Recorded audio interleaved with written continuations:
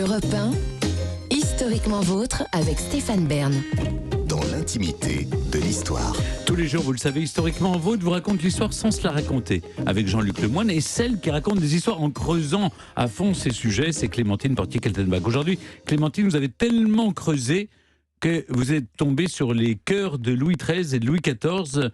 C'est pas rien quand même. Absolument, mais vous savez que j'adore ça, Stéphane, Oui, bien sais, sûr. Vous avez écrit un livre sur les eaux et bien autres. sûr, dans une autre vie, il y a des vous avez années. eu plusieurs vies, oui. Oui, et d'ailleurs, je me souviens parfaitement, grâce à vous, j'avais assisté à, et secret d'histoire, j'avais assisté à l'exhumation de Diane de Poitiers au château d'Annette, à l'église d'Annette. Des fêtes, Stéphane est là. Hein. Il est fort, il est très fort. Stéphane, il a dû tripoter toutes sortes de reliquaires extrêmement précieux. Lui, il est un vénard. Dans le cadre de ses émissions, il fait des choses étonnantes. Alors donc, ça n'est pas à lui que je vais apprendre que Louis XIII et son fils Louis XIV ont fait l'hommage de leur chœur post-mortem à l'église Saint-Paul-Saint-Louis dans le Marais. Vous voyez, Jean-Luc, rue de Rivoli, cette très belle église-là. Eh bien, pendant des années, sous les voûtes de cette belle église, qui se trouve donc rue de Rivoli, de chaque côté du chœur, et aujourd'hui on le voit encore parce qu'il y a des inscriptions latines du 19e, il y avait là 2 reliquaires surmontés d'anges vermeils, une œuvre de Coustou d'une finesse et d'une beauté absolue, qui contenait ces 2 chœurs. Parce que le cœur d'un roi, on ne va pas le mettre dans n'importe quelle boîte, vous imaginez bien. Et arrive la Révolution. Un certain Louis-François Petit-Radel, qui était autrefois l'architecte du roi, est envoyé par la Convention à l'église et on lui dit, écoutez, vous récupérez les reliquaires, parce qu'évidemment on va les faire fondre. C'est du bel argent sonnant et trébuchant. On fait fondre tous les métaux précieux, on fait fondre le plomb, on fait des balles avec, on va à Valmy, donc on va à Saint-Denis, on sort les dépouilles des rois de France, on fait fondre les cercueils, enfin on fond tout. Bon, on fait feu de tout bois en somme.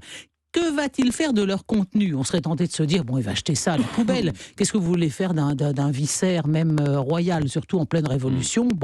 Il ne va pas s'en débarrasser, en fait, parce qu'il sait très bien que ces chœurs desséchés ont une immense valeur pour les peintres. Et oui, macérés dans l'alcool, broyés avec certaines huiles, ces viscères momifiés sont la matière première indispensable à la préparation de mumies.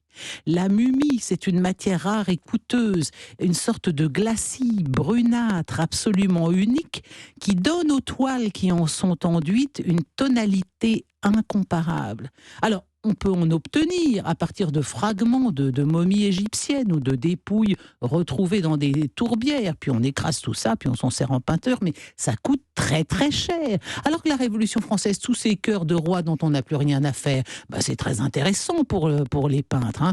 Alors, le cœur momifié, surtout, est par excellence l'organe dont le broyage permet d'obtenir le nec plus ultra de la mumie. Hein. C'est dire quelle fut sans doute la joie du paysagiste Alexandre Pau de Saint-Martin lorsque Petit-Radel lui proposa d'acquérir les chœurs des 2 grands rois, contre sans doute, on ne sait pas exactement, mais sans doute un peu d'argent, ou probablement contre la promesse de recevoir en échange l'une des futures toiles du peintre. Filez-moi le cœur de Louis XIV, j'écrase tout ça, je fais ma petite mumie, puis je vous donnerai un tableau. Vous avez un sourire bien sacrilège, je trouve. C'est très bizarre. Un peu dérangeant.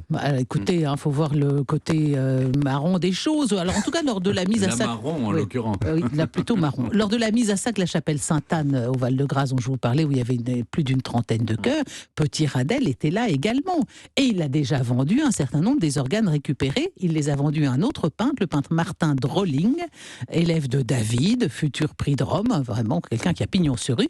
Et Drolling va utiliser sa précieuse mumie royale pour mettre la dernière touche à l'une de ses toiles, intitulée « Intérieur d'une cuisine ». Si vous voulez aller voir ce tableau, il se trouve aujourd'hui au musée de Sélestat, ville dont Drolling était originaire. Moi, ce qui m'amuse, c'est de penser quand même à tous ces princes et princesses qui, de leur vivant, n'avaient probablement jamais mis les pieds dans une cuisine et qui se retrouvent là, condamnés à y demeurer pour l'éternité sous forme de badigeons. Je trouve ça quand même grandiose. Mais pour en revenir au cœur de Louis XIII et Louis XIV, alors il semblerait que Pau de Saint-Martin ait utilisé une partie du cœur du roi Louis XIV qui était plus volumineux que celui de son papa, pour confectionner une mumie dont il va badigeonner l'une de ses œuvres, une vue de Caen, qui se trouve aujourd'hui la propriété du musée Tavé de la Cour à Pontoise, donc vous pouvez très vite aller le voir.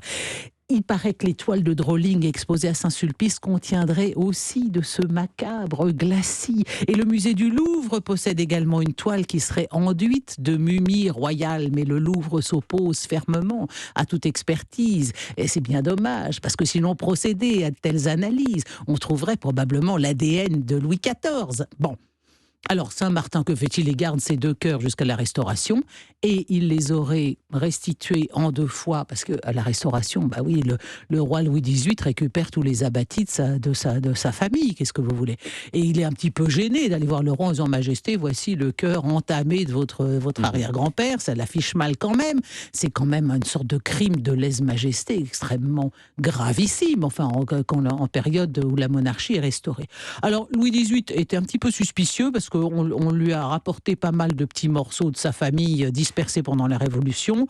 Il n'était pas disposé à se montrer trop généreux pour celui qui restituait les abattis des membres de sa famille. Alors qu'est-ce qu'il a offert à Saint-Martin? Eh bien, il lui a offert une tabatière en or. Avouez que c'est quand même curieux.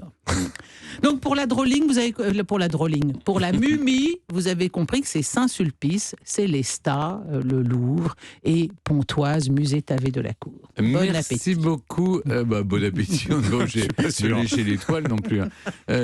Merci Clémentine.